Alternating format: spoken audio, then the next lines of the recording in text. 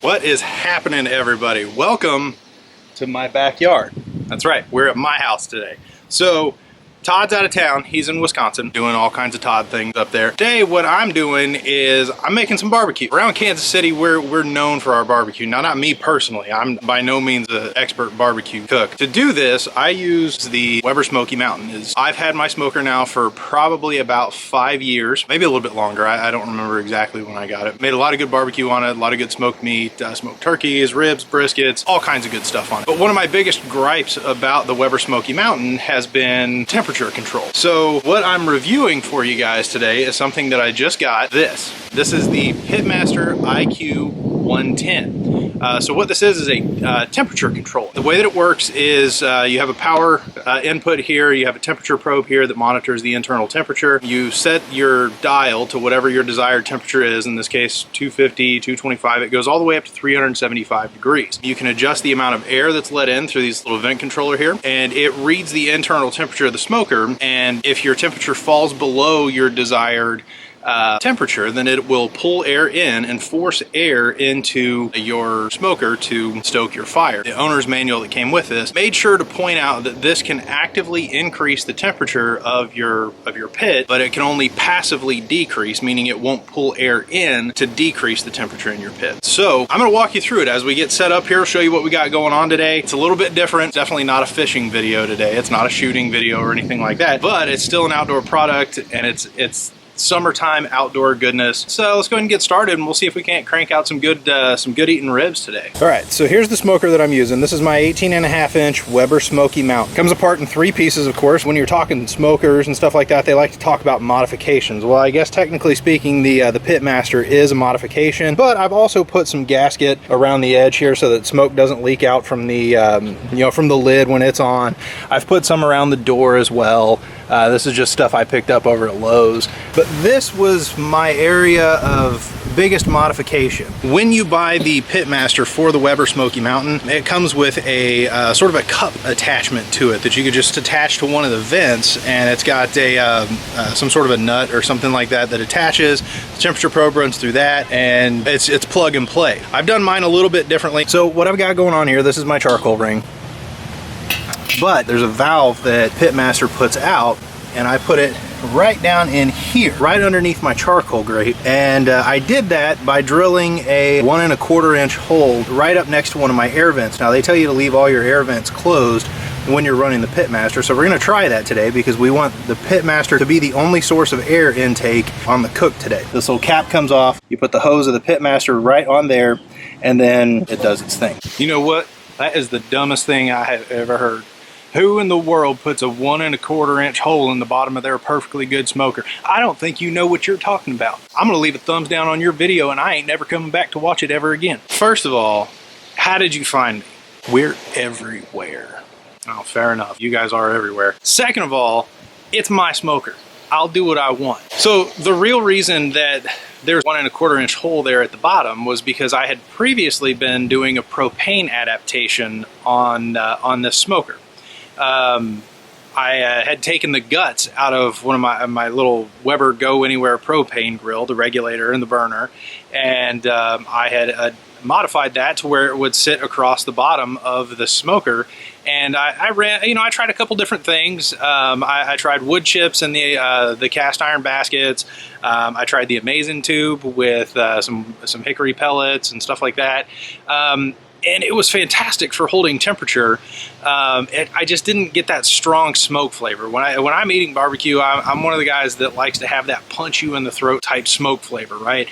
So I didn't get that from the propane. Shut your mouth. But in either case, that's why I decided to put it back to charcoal. Now, when I did that modification in the first place, I purposely left it so that I could put it back to charcoal. I wasn't necessarily anticipating using the Pitmaster for that, but yeah, I just made it so that I could put it back to charcoal quickly if I needed to. And that's what I did. Now, the problem that I was having was the original charcoal grate for this Smoky Mountain. It's about the size of this basket right here, so it wasn't sitting properly. So what I did was I went to Home Depot and picked up a 17.5-inch charcoal grate for one of the 22-inch just Weber charcoal grills, and it actually sits right above that nozzle or that air intake valve to allow that the air to basically to circulate underneath it and get to the charcoal that way. So you put your charcoal basket back on, and then the middle section sits right on top, and then of course the lid on top of that. So that's the setup. I'm excited to try this out. So this is my first time using this today. I haven't even plugged it in yet to know if it works. So I'm just going to go ahead and fire it up and get rolling on it. Kind of take you guys along throughout the process, and of course at the end of it, we'll give the Pitmaster IQ110 a scorecard.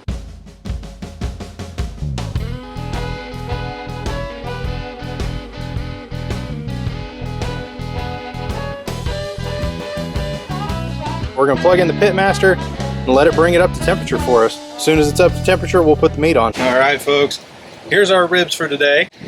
So as far as seasonings and all that, I put some local rubs on here to Kansas City, and we're going to put them bone side down and let them go. So we're going to let the Pitmaster do its thing. It's flashing at me now, letting me know that the lid's off. Away we go.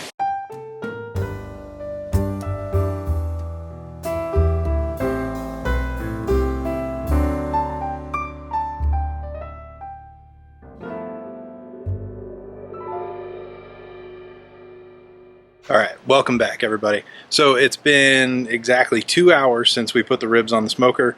The Pitmaster is still holding right at 250. I did notice that this dial here is reading a bit higher than 250. So I'm guessing since this one's running off a temperature probe, we know heat rises, that this one is reading high. So we're actually measuring temperature on this one off the probe at the surface of the cooking grate. So what we're going to do now is we're going to check the ribs, see if they need some spritzing. We're also going to add some chicken legs to our cook here. So let's go ahead and take a look. Oh yeah, it's looking good. Coming along nice. All right, let's go ahead and shift these so we'll make some room for the legs here. Check our probe too. Yep, probe's looking good.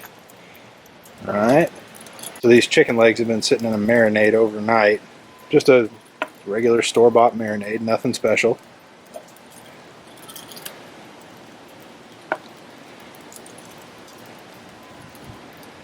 And we're gonna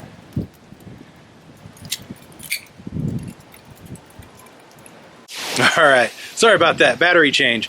But anyway, so we put some chicken on and gave the ribs a little spritz with some apple juice. You can use whatever you want, really, but I use apple juice when I'm doing them. Just put it in a spray bottle, you know, dedicated to that.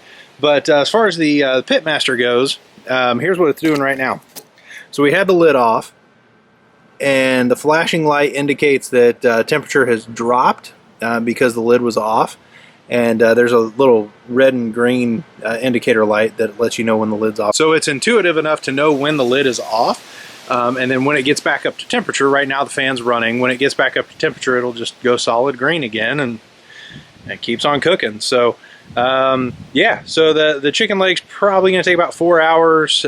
We've probably got another 4 hours left on the ribs. I'm not going to wrap the ribs because that's not how I do it. But you're obviously, this isn't so much a cooking video as much as it is a review of the Pitmaster, but certainly you're welcome to do it however you want. But yeah, so far I'm pretty darn impressed with this thing. It's been holding temperature really well. I've checked on it a couple of times off camera, and the light has just been solid green the whole time, indicating that it is at temperature. So I think I may have found my solution for temperature control on the Weber Smoky Mountain. Welcome back. It has been exactly 6 hours since the ribs were put on, and 4 hours since the chicken legs were put on. So I haven't opened it yet. I only took a peek out of one of my back windows just to see a couple times, just to see if the light was still solid green on the Pitmaster, and it has been steady Eddie this entire time. No variation whatsoever. Knowing that there's a difference between the the gauge on the lid versus what the probe is reading on the Pitmaster, that gauge on the lid has been steady the entire time as well. So this has proved to be extremely good at holding temperature. So now it's time to take a look and see what our chicken legs look like and what our ribs look like. We'll see if it's time to give them spritz. I imagine we're maybe about 30 minutes or so from being done. Then again, we might be done already. That's looking good. That is looking good. Okay, so I'm gonna go ahead and basically I'm gonna probe these just for tenderness purposes. Oh man, that's just gonna fall right through.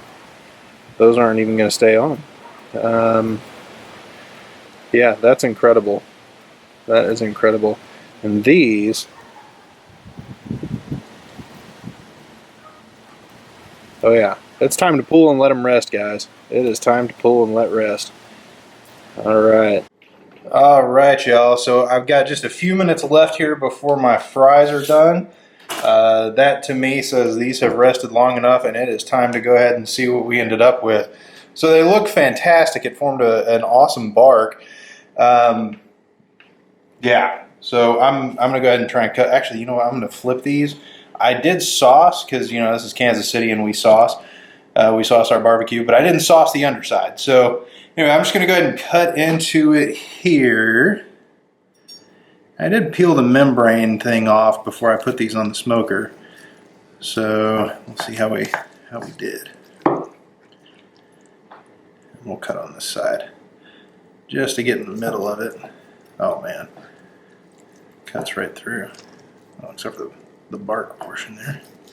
Come on. All right, let's see how we did.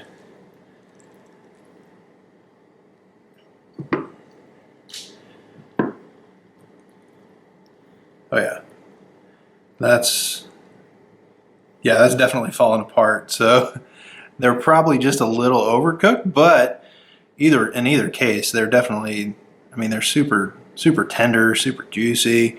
All right, let's go ahead and give these bad boys a taste test, see how we did.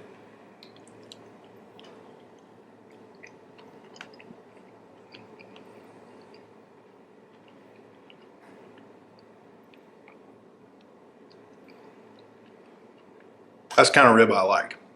Now, these would definitely qualify as fall off the bone kind of ribs.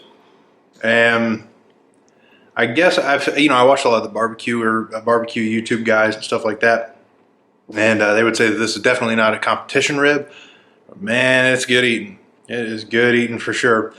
So yeah, I'm super darn pleased with the Pitmaster IQ110. I'm going to go ahead and eat dinner first, and then I'll come back on and do a scorecard. So let's go ahead and jump into the scorecard on the Pitmaster IQ110. Of course, as always, category 1 is price. Is it priced well in comparison to other products of similar nature and purpose? I did do quite a bit of searching before I landed on the Pitmaster as the one to go with. Pitmaster also has a couple different versions as well. I have the 110. They also have the 120 and the 130, and the 120 is, I think, a digital readout of the temperature, and then the 130 I think is also Bluetooth capable as well. But there are some other temperature controllers out there. The Pitmaster was the reason that I went with it really was the fact that it was more aggressively priced than some of the other ones. Some of the other ones that I was looking at were far more than I wanted to pay for something that I'd never actually tried to use before. The price of the Barbecue Pitmaster 110 was $139 plus shipping. By price alone, I would absolutely give that a 4, assuming all things were equal, at least to some degree as far as temperature controllers. Category 2 is its function. Did it perform the way that it was supposed to perform? So according to the instructions on this, like I said, it will actively work to increase the temperature of your pit by forcing air into the chamber, and yeah, it absolutely did that. It was really, I didn't do any test running on it before I actually started using it. I didn't plug it in to see if it would even turn on. So yeah, it was literally plug and play. I didn't have to do anything to it. It just plugged it into power and set the temperature, and away it went. It started doing what it does. I'm gonna call that exactly what I expected it to be, and I think it was extremely easy. There was no programming or anything that I had to do, so I'm gonna go 5 on that. Category 3 is usability. How easy is the product to use? The 110 version couldn't be any easier. Like I said, you just plug it into the power, hook it up to your smoker, however you want to do it. Whether you do a modified port like I did, or you do the, you do whatever it is that they have already set up for your smoker type. But yeah, it couldn't have been any easier. I just plugged it in, set it to the temperature that I wanted, and that was it. It did all the work for me. So I didn't have to babysit the temperature. In fact, I actually ended up falling asleep on my couch downstairs. I was watching some TV and fell asleep for a couple of hours. That's never happened to me before when I've made barbecue in the past. So yeah, usability, definitely a 5. I mean, it couldn't be any easier, especially if you're new to smoking, or if you're just tired of babysitting charcoal and you'd like a little time to mow your yard and take a nap. Yeah, definitely get you a temperature controller. Durability, did it hold up during the test? I used it for 6 hours today, exactly 6 hours on the dot, and everything was done. In fact, I probably should have pulled the ribs a little bit sooner, but yeah, everything was done in 6 hours. And I checked through, I just walked out here just to see if the green light was holding solid and what the temperatures were looking like on the gauge and all that sort of thing on the lid. I checked a couple times. I didn't lift the lid or anything like that. Yeah, awesome. There were no malfunctions whatsoever. Over time, I mean, I'm definitely going to be using this going forward for every smoke that I do now. Again, not having used one of these before, I would imagine that at least early on, most of the temperature regulators that you get will perform exactly how you expect them to perform in the initial test. So I'm just gonna call that average. I'll go with a 3 on that. Call that average on its durability. Time will tell if it results in a higher than average score, but I don't have anything else to compare it to. This is setting the benchmark. Last but not least is its effectiveness. Did it produce the expected results? Did it ever? Yeah, I have. Like I said, I've been wrestling with this smoker. I love this smoker. It's my wife bought it for me back when we were still dating, and it's just awesome. It produces really good food. I just got so tired of babysitting charcoal and having to constantly adjust my vents, especially on windy days. Like today, there's been wind all through the backyard, and it circulates through these trees. And before this sort of thing, before I had this sort of thing, it would spike the temperature up, and then the temperature would fall really low, and I'm always having to adjust the vents.